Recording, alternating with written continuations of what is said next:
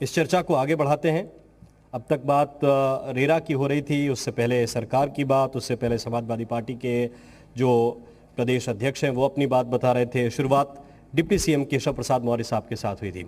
अब हम मंच पर आमंत्रित करते हैं दो महिला नेत्रियों को। सबसे पहले हम आमंत्रित करते हैं स्वाति सिंह जी को। आप प्रदेश में महिला बाल विकास मंत्री हैं, बहुत बहुत स्वागत है स्वाति सिंह जी आपका। और साथ साथ हम आमंत्रित करते हैं अपर्णा जी को। अपर्णा यादव जी, समाज सेवी के रूप में आपकी पहचान है और यादव परिवार की बहू हैं मुलायम सिंह यादव जी की, उसके रूप में भी आप पहचानी जाती हैं। और अच्छे काम कहीं भी हो, किसी भी दल में हो, कोई भी व्यक्ति करे, अपर्णा जी इसके लिए जानी जाती हैं कि वो अच्छी चीज़ की तारीफ किए बिना पीछे हटती नहीं है। अगर बात अच्छी लगेगी तो वो दल नहीं देखती, ये नहीं देखती कि इससे किसका पॉलिटिकल फ़ायदा है, किसका नुकसान है। अपर्णा जी सीधे सीधे अपनी बात कहती हैं। और मंच पर हमारे साथ जी उत्तर प्रदेश उत्तराखंड के एडिटर और सीईओ श्री दिलीप तिवारी जी भी मौजूद हैं। दिलीप जी, मंच आपके हवाले। राम, आप मुझे ज्वाइन करें। महिला शक्ति में दो हैं तो हम बराबर के 50% में हम भी तो दो हो जाएंगे, तो बात बराबर की होगी। बहुत बहुत स्वागत है स्वाति सिंह जी, अपर्णा जी। आप सबकी एक पहचान है और सबसे बड़ी पहचान ये है कि उत्तर प्रदेश देश का सबसे बड़ा राज्य है। और मैं कहूँ कि लोग अक्सर कहते हैं कि दुनिया के कई मुल्क जो हैं वो उत्तर प्रदेश में समा जाएंगे, और इतनी बड़ी आबादी है, उसमें कुछ प्रमुख चेहरे हैं जो महिलाओं के बीच से निकल कर आते हैं। उसमें स्वाति सिंह जी हैं और अपर्णा यादव जी हैं। लोग कहते हैं कि परिवार होता है या बड़े परिवार के लड़कियां हैं, बड़े परिवार की बहुएं हैं तो वो आगे बढ़ती हैं, लेकिन संघर्ष बहुत है। ये जानेंगे अपर्णा यादव से। मुलायम सिंह जी, अखिलेश यादव या खुद इनका परिवार, इनका बैकग्राउंड लोग बहुत जानते हैं इनके बारे में, लेकिन कुछ राज की बात आज जी उत्तर प्रदेश उत्तराखंड के मंच पर हम करेंगे। स्वाति सिंह, बहुत लोग ऐसे होते हैं कि जो राजनीति में होते हैं, विवादों में होते हैं, लेकिन स्वाति सिंह अपने बेबाक बयानों के लिए जानी जाती है। लड़ना झगड़ना तो दूर की बात है, जो सामने आता है उसको मैदान छोड़ना पड़ता है। महिला हैं, स्वभाव से बहुत उग्र हैं और परवाह नहीं करती कि आगे क्या होगा। अपनों का साथ देना इनकी आदत है, चाहे उसके लिए कुछ भी कुर्बान क्यों ना करना पड़े।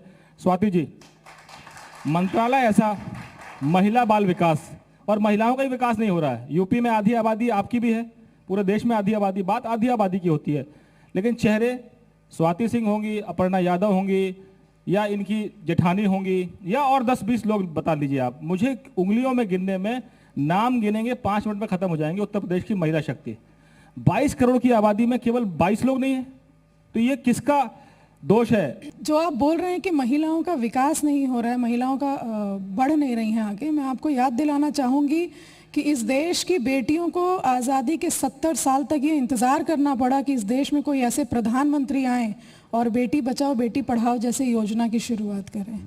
इस देश की बेटियों को इंतज़ार करना पड़ा कि हमारी अस्मिता को बचाने के लिए शौचालय का निर्माण करवाएं। बहुत सारी ऐसी योजनाएं हैं। मैं उत्तर प्रदेश के कंटेक्स्ट में भी बताना चाहूँगी कि उत्तर प्रदेश की बेटियों को इंतज़ार करना पड़ा हमारे मुख्यमंत्री जी का, योगी जी का, कि गर्भ में पल रही बेटी की भी सुरक्षा का उन्होंने ध्यान रखा और उन्होंने मुखबिर योजना की शुरुआत की।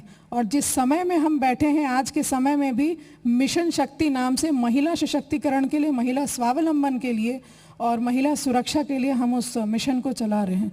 अगर मैं गिनाने बैठूं तो शायद पूरा दिन निकल जाएगा। लेकिन मैं मंत्री के तौर पर नहीं पूछ रहा हूँ, विधायक के तौर पर नहीं पूछ रहा हूँ, एक नेता के तौर पर नहीं, एक महिला के तौर पर आपसे पूछता हूँ, क्या वाकई गिनाने लायक उपलब्धियां हैं महिलाओं का जो सम्मान पूरे देश में हुआ है? आज भी लव जिहाद के नाम पर हत्या हो जाती है, सरेराह लड़की को गोली मार दी जाती है। आपके प्रदेश में इतनी घटनाएं होती हैं, सरकार लाख दावे करे कि सब कुछ ठीक है, लेकिन विपक्ष की बात नहीं कर रहा हूं मैं एक आम नागरिक के तौर पर कहता हूं कि क्या वाकई सब कुछ ठीक है? आप मंत्री हैं, आपकी मर्यादा है, लेकिन मैं पूछना चाहता हूं एक महिला के तौर पर कि क्या वाकई सब कुछ ठीक है? देखिए, मैं आपको ये बताना चाहूंगी, आपने कहा कि सरकार कहती है कि सब कुछ ठीक है। हमारी सरकार और हमारे माननीय मुख्यमंत्री जी ने कभी इस बात को नहीं कहा सब कुछ ठीक है। उन्होंने कहा, हमेशा शुरू से कहते आए कि जीरो टॉलरेंस है, किसी भी तरह के अगर कोई अपराध हो रहा है तो उसके लिए जीरो टॉलरेंस है। और कोई भी अगर किसी भी बेटी, किसी भी महिला के साथ अगर गलत करेगा तो हम उसे छोड़ेंगे नहीं, उसे ज़रूर सज़ा देंगे। और ये बहुत दुखद है कि किसी भी महिला के साथ, किसी भी बच्ची के साथ अगर गलत होता है, उसको किसी भी तरीके से अगर उसको प्रताड़ना दी जाती है, तो इसके फेवर में ना मैं हूँ ना मेरी सरकार है। और मुझे लगता है कि कोई भी ऐसा व्यक्ति, क्योंकि यहाँ किसी हम पर्टिकुलर सरकार के विषय में ना चर्चा करके हम महिलाओं की चर्चा कर रहे हैं कि उनके सुरक्षा के लिए और उनके आगे बढ़ने के लिए क्या आवश्यक है। मुझे ऐसा लगता है कि सरकार और संविधान ने हमें सारी चीज़ें दे रखी हैं। ज़रूरी है कि समाज के लोग इतने जागरूक हों कि जो एक सोच है, जो महिलाओं को दूसरी नज़र से लोग देखते हैं, बेटियों को दूसरी नज़र से लोग देखते हैं, कहीं ना कहीं उस सोच को बदलने की ज़रूरत है। और जितनी भी योजनाएं चल रही हैं, जैसे मैं बेटी बचाओ बेटी पढ़ाओ जैसे योजना की बात कर रही थी, उसमें अवेयरनेस प्रोग्राम्स होते हैं, तो वो कहीं ना कहीं समाज की सोच को बदलने के लिए इस तरह की योजनाएं चलाई जा रही हैं। और मुझे लगता है कि यहाँ इस सभागार में भी जितने लोग बैठे हैं वो सारे ही लोग बेटी बचाओ बेटी पढ़ाओ अभियान से संतुष्ट होंगे और वो चाहते होंगे कि हमारे हर घर की बेटी को बचाया जाए। क्योंकि हम जब हमारी बेटियां घर के बाहर जाती हैं तो उस समय उनकी सुरक्षा को लेकर हमारा कंसर्न रहता है। और ये भी कहना गलत नहीं होगा कि योगी जी के सरकार में सुरक्षित हैं बेटियां। बिल्कुल, लेकिन बतौर मंत्री आप देख रहे हैं, बीजेपी के कार्यकर्ता के तौर पे देख रहे हैं, अपर्णा जी आप कैसे देख रहे हैं? आप एक तो राजधानी में भी रहती हैं, दूसरा आपके ऊपर एक टैग परिवार का जरूर है, लेकिन राजनीतिक दल के टैग के रूप में देखें, समाजवादी पार्टी के रूप में देखें, पीएसपीएल के रूप में देखें, या एक महिला के रूप में आप देखें, महिलाओं के उत्थान में जो काम उत्तर प्रदेश में हो रहे हैं महिलाओं के उत्थान के लिए, उनसे कितनी संतुष्ट हैं आप? मैं हमेशा से यही कहती हूँ कि कोई भी सरकार आए उसकी नैतिक जिम्मेदारी है हर नागरिक की सुरक्षा करना, और किसी भी सरकार में अच्छी योजनाएं हमेशा बनती रहती हैं, उनका अनुपालन कराना उनके अधिकारियों का काम है। इस सरकार में बहुत सारी अच्छी योजनाएं हैं, देर सबेर जो है हमें अच्छी योजनाओं के बारे में न्यूज़पेपर्स के माध्यम से, आप जैसे बड़े चैनलों के माध्यम से पता चलता रहता है, गवर्नमेंट अपने एडवर्टीजमेंट भी देती है, पर कितना वो धरातल पर उतर पाता है उसका स्टेटस अपर्णा यादव को बोलने की आवश्यकता नहीं है। एनसीआर भी खुद ब खुद उसका सेंसस देता है। दूसरी बात, मैं बार बार हर सम्मेलन में यही बात कहती हूँ और कहती आई हूँ कि बच्चे, जो स्वाति जी ने भी कहा, बहुत अच्छी बात कही उन्होंने कि जो है हमें सबसे इम्पॉर्टेंट है कि हम अपने समाज में कैसे परिवर्तन लेके आए, और परिवर्तन तभी आएगा जब हमारी सोसाइटी में, जब हमारे एजुकेशन सिस्टम में चेंज आएगा। छोटी बच्चियों के साथ, 2 साल की बच्ची के साथ, 6 महीने की बच्ची के साथ बलात्कार जैसा घिनौना अपराध होता है, उसने किस तरीके के कपड़े पहन रखे थे, क्या इस पे भी टिप्पणी होनी चाहिए? तो ये एक मानसिकता है, ये एक, आप ये नहीं कह सकते कि आप जो है 60 साल की महिला है तो उसके साथ हो गया, या 40 साल की या 30 साल की। उम्र कोई मापदंड नहीं है इस तरीके का नृशंस अपराध का, पर ये मानसिकता है, और ये मानसिकता तब बदलेगी जब हमारे रिफॉर्म एजुकेशन में आएगा। अपर्णा जी, एक सवाल है, पॉलिटिकल सिस्टम पर टिप्पणी नहीं करूंगा। आप जिस परिवार से आती हैं, आपके ससुर इस प्रदेश के मुख्यमंत्री रहे हैं जी, हिंदुस्तान के जाने माने नेता हैं, रक्षा मंत्री रहे हैं, मैंने उनको दिल्ली में बहुत कवर किया है, लखनऊ तो कम कवर किया जी है। जी।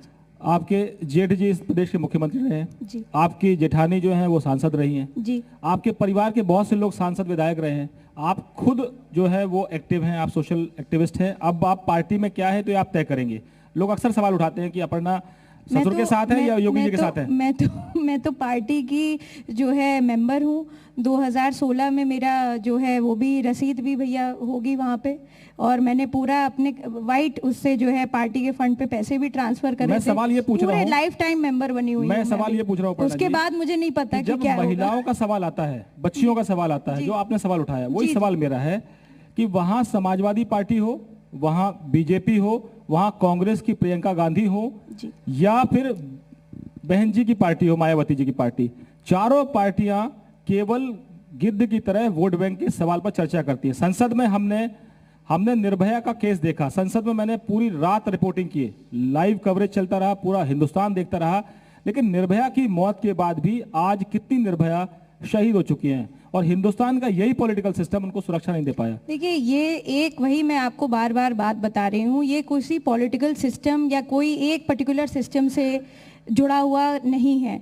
निर्भया की जहाँ तक बात करें तो सबसे बड़ा विरोध प्रदर्शन अगर किसी ने पूरे उत्तर प्रदेश में किया था तो वो मेरा संगठन था, और उसको काफ़ी जो है उनके माता पिता को, जो आशा जी थी, उनको बुलाया गया, उनसे वार्तालाप हुई, उनको जो है कुछ हमने फंड भी दिलवाया। उस समय अखिलेश भैया चीफ मिनिस्टर थे, तो ऐसा नहीं हम लोगों ने काम किया। और जहाँ तक है कि समाजवादी पार्टी का, मैं समाजवादी पार्टी का जहाँ तक आप बात कह रहे हैं, तो नेताजी की बड़ी दूरगामी सोच थी। मैं इसलिए कह रही हूँ ये बात बहुत लोग मेंशन नहीं करते हैं। उस जमाने में जब नेताजी, मतलब आप कह लीजिए कि उनका भी एक स्ट्रगल का ही पीरियड चल रहा था, मगर वो फिर भी एक अकम्पलिश्ड लीडर थे।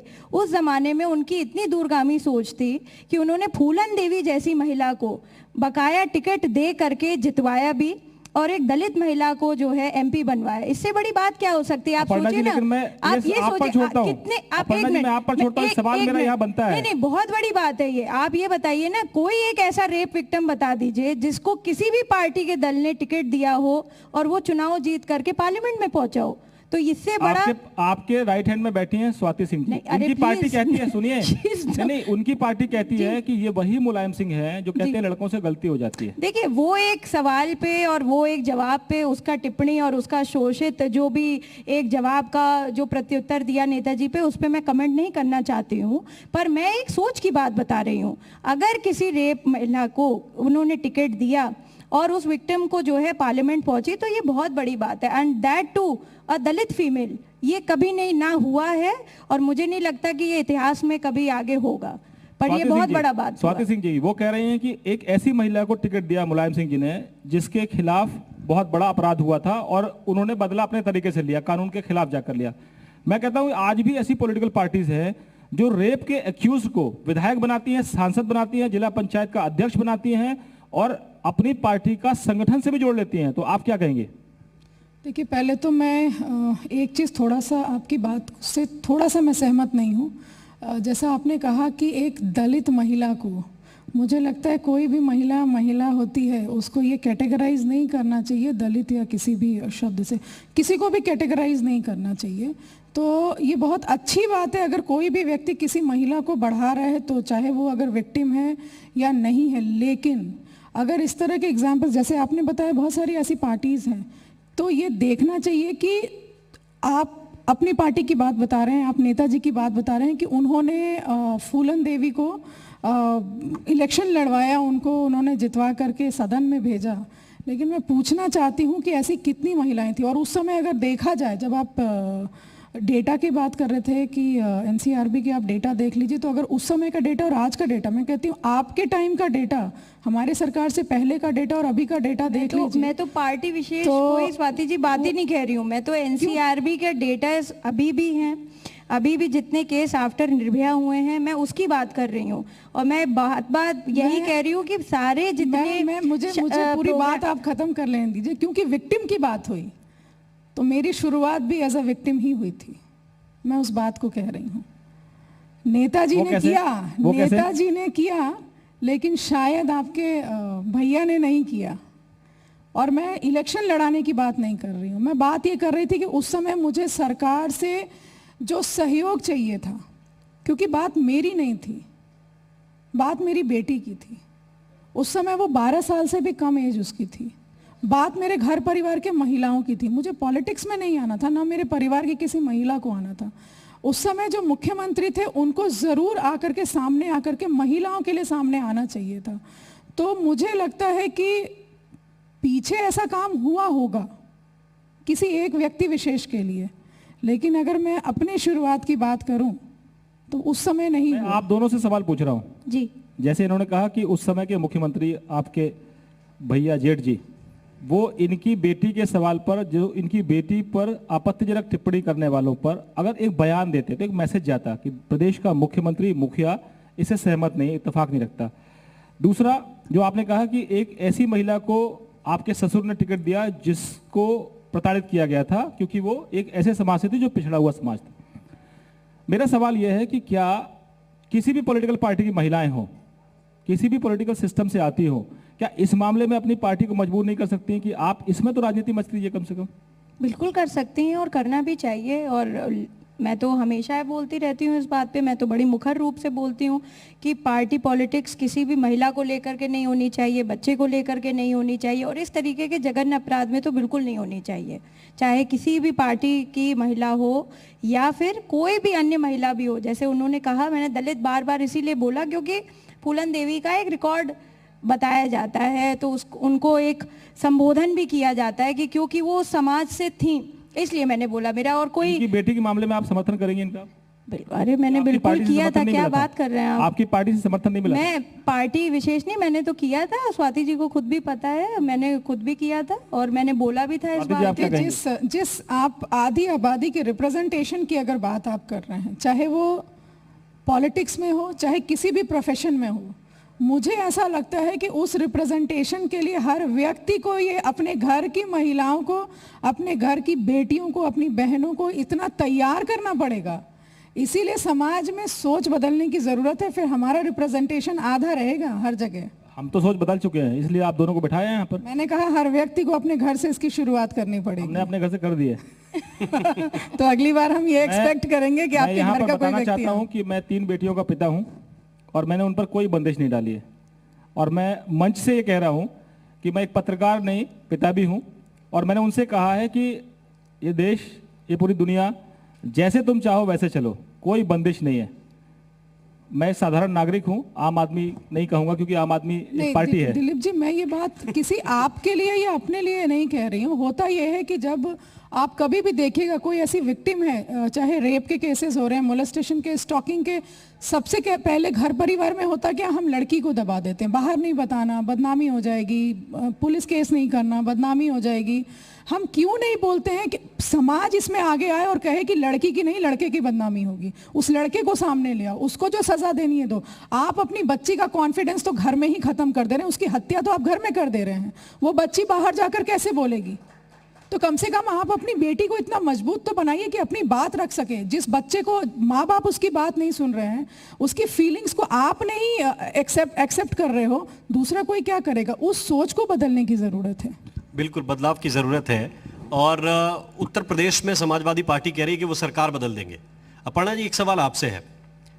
मुलायम सिंह यादव तो समाजवादी पार्टी के सर्वमान्य नेता हैं, आप लीडरशिप के मामले में अखिलेश यादव के नेतृत्व के ज्यादा करीब पाती हैं खुद को? बतौर नेता आप उनको ज्यादा अच्छा मानती हैं या शिवपाल यादव जी को ज्यादा अच्छा मानती हैं?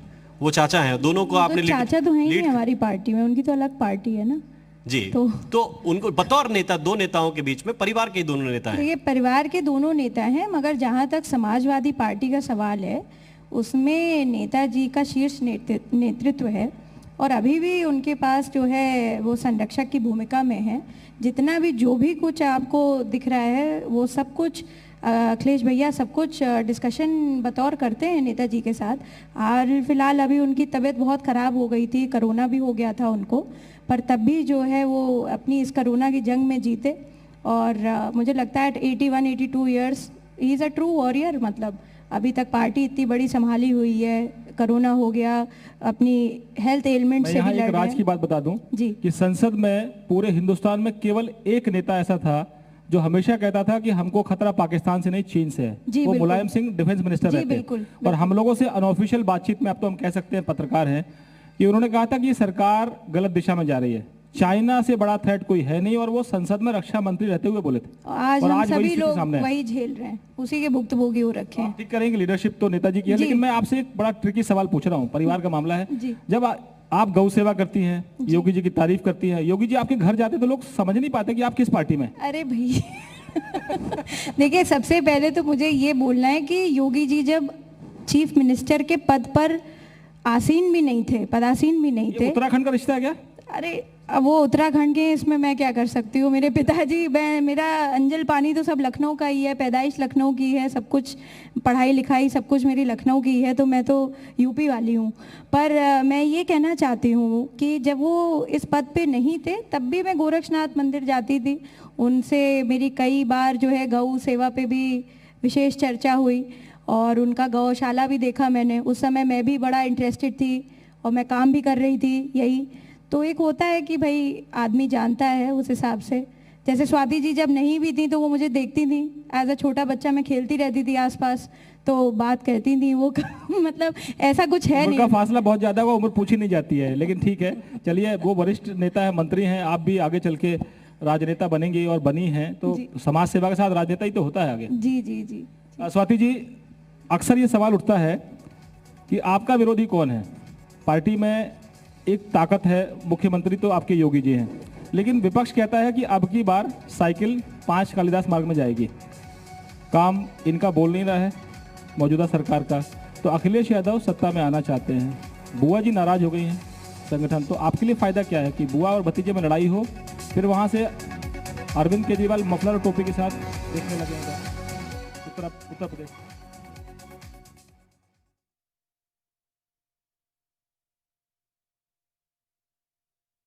एक्सपेरिमेंट्स है ना, वो 2017 और 2019 में हो चुका है, और उन्होंने देखा पूरा जितने भी प्रदेश की जितनी पार्टियां थी, पूरे देश की जितनी पार्टियां थी, मैं अगर 17 और 19 के चुनाव की बात करूं तो सब एक लामबंद होकर के उन लोगों ने देख लिया कि कोई फ़ायदा नहीं, अपने आप को ही ख़त्म कर रहे हैं। तो जैसा कि आपने कहा कि साइकिल से जाना चाहते हैं 5 केडी, साइकिल से तो जा चुके हैं 5 केडी के बाहर, तो अब तो कमल का फूल खिल गया है, और कमल के फूल पर जब माँ लक्ष्मी बैठी हुई हैं स्वयं भगवान के रूप में, वहाँ एक महिला शक्ति वहाँ पर बैठी हुई है, तो कोई उसे डिगा नहीं सकता है। अपर्णा जी क्या कहेंगे? मैं बस इतना ही कहूँगी कि चुनाव को सबका इंतजार करना चाहिए, कैसे क्या अति होता है। आत्मविश्वास खतरनाक है जी, अति आत्मविश्वास खतरनाक है, हमेशा ही होता है, पर ये मैं कहूँगी कि हमेशा जो है दूरगामी बात ज़रूर करनी चाहिए, पर उसका जो भी हम कहें, हम अपना काम करते रहे, बाकी जनता पे छोड़ दे। जनता जनार्दन है सबसे बड़ा फैसला है। देखिए, अति आत्मविश्वास तो कभी भी भारतीय जनता पार्टी के किसी भी कार्यकर्ता में आ ही नहीं सकता है, और मैं भी एक कार्यकर्ता हूँ। कहीं ना कहीं पिछली सरकार में लोगों को जरूर अति आत्मविश्वास हुआ था, तभी आपने कहा कि इनका काम तो बोल नहीं रहा, जो उधर से हमारे लिए जो टिप्पणी होती है, हमने तो कभी नहीं बोला। ये नारा उन्होंने ही दिया था कि काम बोलता है, हमने इस तरह का नारा लेकिन कभी स्वाति जी नहीं वो दिया। कह रहे हैं कि उन्होंने काम किया, फीते आपने कटवाए, चाहे मेट्रो हो चाहे एक्सप्रेस वे हो, किस फीते काम कटवाने का काम किया आपने। जब वो ये तो आपको तारीफ करना चाहिए कि योगी जी की सरकार ऐसी है कि जिस काम को वो अधूरा छोड़ के चले गए थे, हम उसे भी पूरा कर रहे हैं। करते कैसे? दूसरी सरकारें, एक सेकंड, जो दूसरी सरकारें आती हैं तो वो ये करती हैं कि भाई पिछले सरकार का काम है, इसको छोड़ दो। मैं धन्यवाद देती हूँ माननीय मुख्यमंत्री जी का, योगी जी को मैं धन्यवाद देती हूँ कि उन्होंने